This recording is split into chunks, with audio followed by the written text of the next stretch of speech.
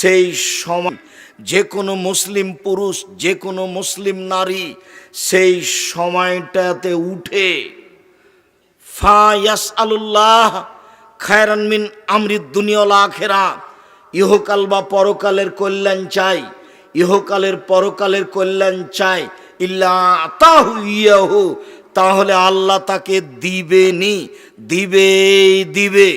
ওই সময়ও চাইলে যা চাচ্ছে কল্যাণ ইহকালের পরকালের আল্লাহ তাকে দিবেন। এই কথা মুহাম্মদ সাল্লাল্লাহু আলাইহি সাল্লাম বলেন। সময়টা কখন হতে পারে একাধিক হাদিস দ্বারা বোঝা যাচ্ছে, তা হবে রাত 12টার পরে। কেননা রাত 12টা পার হলেই আকাশের সব দরজা খুলে দেওয়া হয়। ঠিক যখন দিন দুপুর পার হয়, 12টা 5-10 হয়েছে, তখন আকাশের সব দরজা খুলে দেওয়া হয়। আপনি তাড়াহুড়া করে সুন্দর করে ওযু করে 4 রাকাত সালাত আদায় করে নেবেন ঠিক 12টার সময়, 12টা 5-10-এ। এই সুন্নাতটা কিন্তু জোহরের সুন্নাত নয়। এই 4 রাকাত সালাত আদায় করে নেবেন, রাত ধরে তাহাজ্জুদ পড়ে যে নেকি হতো সে নেকি হয়ে যাবে। আর এখন যেটা চাইবেন সেটা দিয়ে দেওয়া হবে, যেটা চাইবেন সেটা দিয়ে দেওয়া হবে। কেন? এখন আকাশের সব দরজা খুলে দেওয়া হয়েছে। রাসূল সাল্লাল্লাহু আলাইহি সাল্লাম বলছেন, এজা উযযিনা ফতিহাত, এজা উযযিনা লিস-সালাত ফতিহাত আবওয়াবুস সামায়ে, যখনই আজান দেওয়া হয় সালাতের জন্য তখন আকাশের সব দরজা খুলে দেওয়া হয়। লা ইউরাদ্দু দুআ বাইনাল আযান ওয়াল ইকামা, আজান ইকামাতের মাঝে দোয়া ফেরত দেওয়া হয় না, আজান ইকামাতের মাঝে দোয়া ফেরত দেওয়া হয় না, আজান ইকামাতের মাঝে দোয়া ফেরত দেওয়া হয় না। আজানের সাথে সাথে সব দরজা খুলে দেওয়া হয়েছে। ওইটা চিন্তা করবেন না আব্দুর রাজ্জাক সাহেব, আহলে হাদিসেরা তো আজান দেয় 3:30টায়, আর এক ভাইয়েরা আজান দেয় 5টায়, তো দরজা খোলা হয় কখন? আপনার যখন আজান দেওয়া হয় তখন, ওই ভাইয়ের যখন আজান দেওয়া হয় তখন। আপনি আল্লাহর কাজকে নিজের মতো ভাবতে গেলেন কেন? আল্লাহর কাজকে আপনি নিজের মতো ভাবলে তো তাহলে ভুল বুঝলেন। আল্লাহ নবী বলছেন যে মালাকুল মত মানুষের মাথার পাশে বসে তার আত্মাকে টেনে বের করে, খারাপ হলে জোর করে বের করে, আর ভালো হলে এমনি সহজেই বের হয়ে চলে আসে।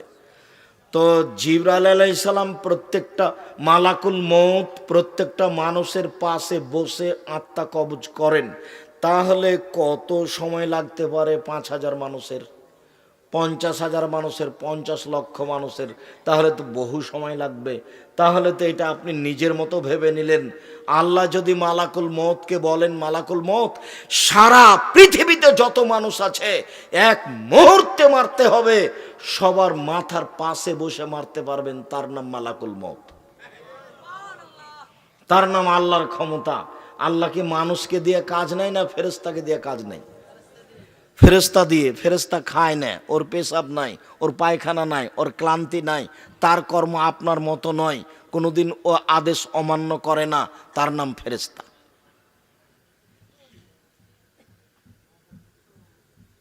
তার গতি, তার চলন আমার আপনার মতো নয়। কবরের ব্যক্তি যদি উত্তর দিতে না পারে, কবরের ব্যক্তি যদি উত্তর দিতে না পারে তাহলে তাকে মারে। আল্লাহ রাসূল বলছেন ইয়াজরিবু জারবাতান, এমন মায়ের দেই, মায়ের কারণে এসি হোসাই হাতান, সে বাপরে মারে করে চিৎকার করে, ইসমা মা বাইনাল মাশরিক ওয়াল মাগরিব ইল্লা সাকালান, সারা পৃথিবীর জীবজন্তু কীট পতঙ্গ পদার্থ জড় পদার্থ সব তার বাপরে মারে করে চিৎকার শুনতে পাচ্ছে, মানুষ এবং জিন শুনতে পায় না। এখানে চিৎকার করছে এই কবরে মায়ের কারণে, 50,000 কোটি কিলোমিটার দূরে যে পশু প্রাণী আছে সে শুনতে পাচ্ছে তার চিৎকার। আপনাকে আমি বুঝাতে পারবো কত জোরে মারছে? আমার ও শুনতে পায় না, ওর কান বধির, চোখে দেখে না কোথায় মারছে, কানেও শুনে না কিভাবে চিল্লাচ্ছে। এ কথা মুহাম্মদ সাল্লাল্লাহু আলাইহি সাল্লাম বলেন। যার কারণে রাসূল সাল্লাল্লাহু আলাইহি সাল্লাম বলেছেন, মারাইতু মানজারান কাতল কাবর আবজামিন হো, আমার জীবনে দেখিনি কোনো দৃশ্য যেটা কবরের চেয়ে আশ্চর্য হতে পারে। এটা আল্লাহর কাজ, এটা ফেরেশতা দিয়ে তিনি করেন। আপনি কি আল্লাহর কাজকে নিজের মতো কখনো ভাববেন না। সময়টা রাত 12টার পরেই হতে পারে, তবে ওই হাদিসের ভিত্তিতে, বুখারী মুসলিমের এক হাদিসের ভিত্তিতে, এনজেল রব্বনা তাআলা ইলা সামাই দুনিয়া হিনা আবকা সাল্লাল্লাহু আলাইহি আখিরা, রাতের 3 ভাগের 2 ভাগ যখন পার হয়ে যায়, 1 ভাগ বাকি থাকে, তখন আল্লাহ তাআলা সপ্তম আকাশ থেকে প্রথম আকাশে নেমে আসেন। নেমে এসে চিৎকার করে বলেন, মায়া ধুনি ফাস্তাজিবা লাহু, হে পৃথিবীর মানুষ কে আছো, কে আমাকে ডাকে, আমি তার ডাকে সাড়া দিব। মায়া সলনি ফাউতিয়াহু, কে আমার কাছে কিছু চাই, যে যা চায় তাকে আমি তাই দিয়ে দেবো। মায়াস্তাক ফেরুনি ফাক ফেরালাহু, কে আমার কাছে ক্ষমা ভিক্ষা চাই, আমি তাকে ক্ষমা করে দিব। তাহলে এইটা রাত 2টার পরে হতে পারে, 2:30 3টার পরে হতে পারে। তবে আয়েশা রাদিয়াল্লাহু তাআলা আনহার ওই হাদিসে বোঝা যাচ্ছে, আয়েশা রাদিয়াল্লাহু তাআলা আনহা বলেন, কানান নবী সাল্লাল্লাহু আলাইহি সাল্লাম ইসাল্লি মিন বাইনা ইয়াফরুগা মিন সালাতিল ইশা ইলাল ফাজরে 11 রাকা। আল্লাহর নবী এশার সালাতের পর থেকে নিয়ে ফজরের সালাত পর্যন্ত 11 রাকাত সালাত আদায় করতেন। 11 রাকাত। ইসাল্লেম মিন কুল্লি রাকাতাইনে, প্রত্যেক 2 রাকাতের পরে সালাম ফিরতেন। তবে তার সালাতটা শুরু হতো এশার পর থেকে নিয়ে ফজর পর্যন্ত সময়ে। কোনোদিন 1টার পরে, 2টার পরে, 3টার পরে, কোনোদিন 12টার পরে। তবে তাহাজ্জুদের সালাত আদায় করা যাবে এশার পর থেকে নিয়ে ফজর পর্যন্ত, যার কারণে তারাবির সালাত এশার সালাতের পরেই চলবে। তবে তারাবির সালাত উত্তম হবে রাত 12টা, 1টা, 2টার পরে পড়া, কিন্তু জায়েজ এশার সালাতের পরেও পড়া। কেন?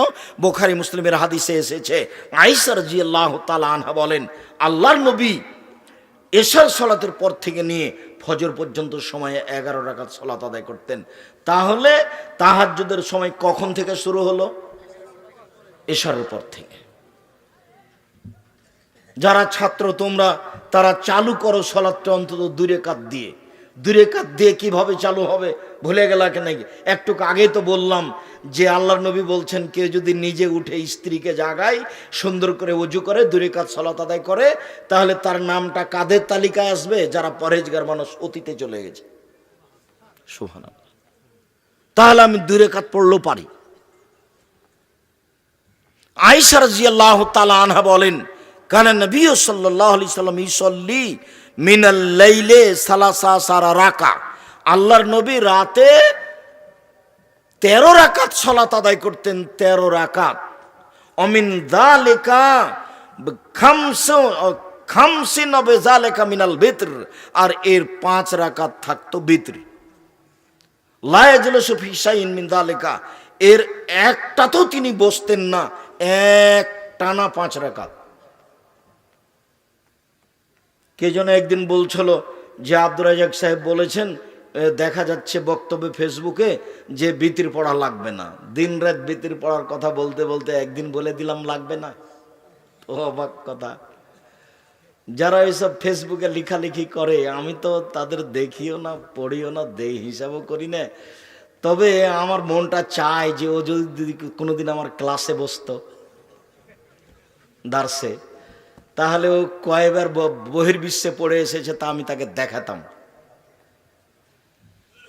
ফেসবুকে 2টা কথা লিখে দিলেই বেটা তুমি শিক্ষিত মানুষ, তুমি যে ওইভাবে কলম ধরেছ, তুমি আমাকে জানো, চিনো, তুমি আমার আকীদে তুমি আমাকে সরাসরি জিজ্ঞাসা করেছ, তুমি যে 2টা কথা লিখে দিলে আমার ব্যাপারে, তো তুমি আমাকে সরাসরি কোনোদিন জিজ্ঞাসা করেছ? তুমি জাতির সামনে কিছু বলো, এই বেটা তুমি যে ফেসবুকে লিখেছো কিছু বুঝো? তুমি, তোমার জ্ঞান কিছু আছে? পশু প্রাণীর পরিচয় দিয়ে কলম ধরো কেন? আমি তো বলছি 90 সাল থেকে নিয়ে এখন পর্যন্ত আমি অপ্রয়োজনীয় বাক্য বলিনি। তুমি বলো দেখি, তার তোমার কয়টা হাদিস মুখস্থ আছে? তুমি একদিন হাদিস শোনায় তো আমাদেরকে। এই ছেলে, তুমি যে ফেসবুকে লিখেছো, তুমি একদিন আমাদের বক্তব্য শোনায় তো। 40টা হাদিস শোনায় তুমি এক বক্তব্যে। তোমার মরা পর্যন্ত সময় থাকলো, জাতি থাকলো, আমি চলে গেলেও। জাতি থাকছে, আমি চলে গেলেও। আমি 90 সাল থেকে নিয়ে এখন পর্যন্ত কোনোদিন কেসা কাহিনী বলিনি। 90 সাল থেকে নিয়ে এখন পর্যন্ত আমি কোনোদিন কারোর বিরুদ্ধে কোনো কথা বলতে যাইনি। এ তো আমি দিন রাত বলছি, প্রতিদিনই বলছি একই কথা। তুমি একটু ক্ষমতা দেখাও না, বলো যে আপনার কথা ঠিক নয়, আপনি কেসা কাহিনী বলেন, বলো এ কথা। তুমি বলো যে কোরআন হাদিসের বাইরে আপনি কথা বলেন। তুমি বলো না, হ্যাঁ তোমার নেতাকে দিয়ে বলো, তোমার নেতা কয়টা হাদিস বলে মানুষের সামনে, সেটাই শুনি। সম্মানিত দিনী ভাই বোন, যেটা আপনাকে আমি বলছিলাম, অতীব গুরুত্বপূর্ণ বিষয় আপনার জন্য। আপনি রাতটাকে এভাবে ধ্বংস করিয়েন না। এই যে সেদিন ছিল বয়স 40 বছর, এখন দেখছেন 60 বছর। সেদিন ছিল আপনার দাড়িগুলো কালো, এই যে দেখলাম সেদিনে আপনি আমার সাথে মোসাফা করছিলেন, আজকে দেখছেন আপনার বাপ মা নেই, আপনার দাড়িগুলো সাদা হয়ে গেছে।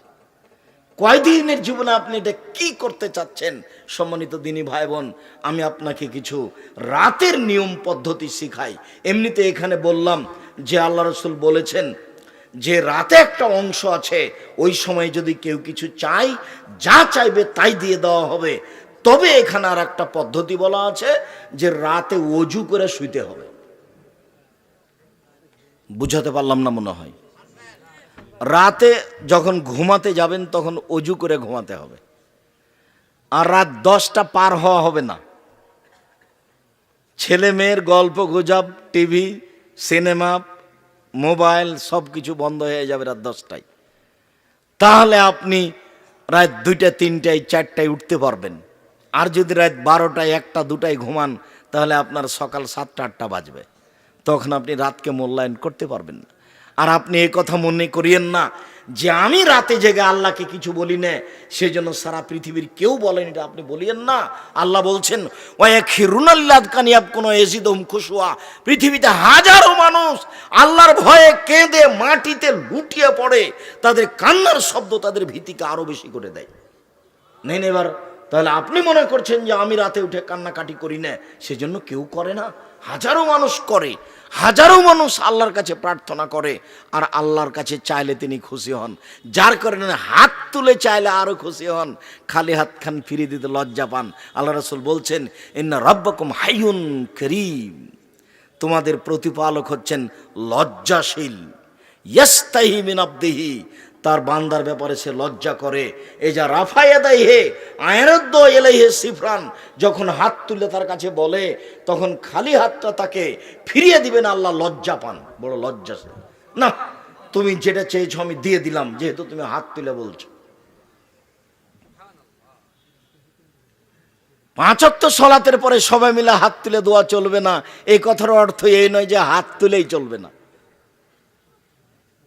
হাত তুলেই প্রার্থনা করবেন, রাতে করবেন, অভ্যাসী হন। আমার অনুরোধ, আপনি আমার দিনী ভাই, আপনাকে আমি অনেক ভালোবাসি, আপনি আমার দিনী বোন, আপনি একটু অভ্যাসী হন, রাতে উঠে একটু সালাত আদায় করতে শিখেন। অনেক কিছু পেয়ে যাবেন, বরকত পাবেন, সুবিধা পাবেন, কল্যাণ পাবেন, শান্তি পাবেন, জান্নাত পাওয়া যাবে, কবরের শাস্তি মাফ হয়ে যাবে। আর রাতের শোয়ার সময়তে সূরা মুলক পড়বেন। মনে আছে কি? কবরের শাস্তি হবে না 4টা কাজে।